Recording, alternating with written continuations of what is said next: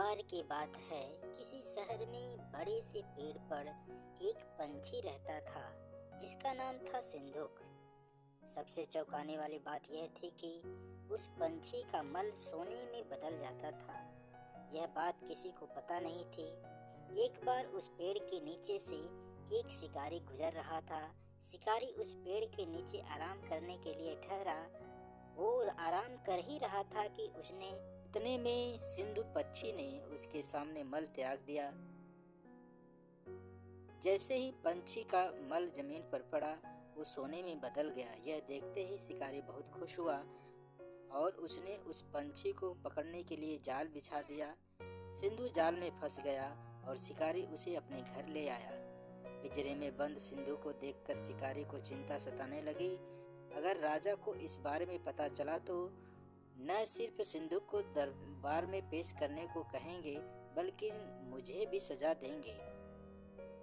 यह सोचकर डर के मारे शिकारी खुद ही सिंधु को दरबार में पेश कर राजा को सारी बात बताई। राजा ने आदेश दिया कि सिंधु को सावधानी से रखा जाए और उसे अच्छे से खाना खिलाया जाए। यह बात सुनने के बाद मंत्री ने राजा को कहा, आप इस बेवकूफ शिकारी की बात में भरोसा मत कीजिए। कभी ऐसा होता है क्या कि कोई पंछी सोने का मल त्याग करे? इसलिए अच्छा होगा कि इसे आजाद करने का आदेश दें। मंत्री की बात सुनकर राजा ने चिड़िया को आजाद करने का आदेश दिया। सिंधु उड़ते उड़ते राजा के दरबार में सोने का मल त्याग करके गया।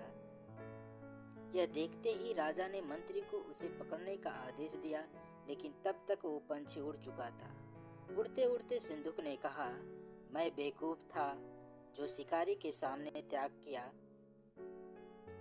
शिकारी बेवकूफ था जो मुझे राजा के पास ले गया और राजा बेवकूफ था जो मंत्री की बात में आया। सभी बेवकूफ एक जगह ही हैं। कहानी से हमें यह सीख मिली कि कभी भी दूसरे की बातों में नहीं आना चाहिए और अपने दिमाग से काम लेना चाहिए।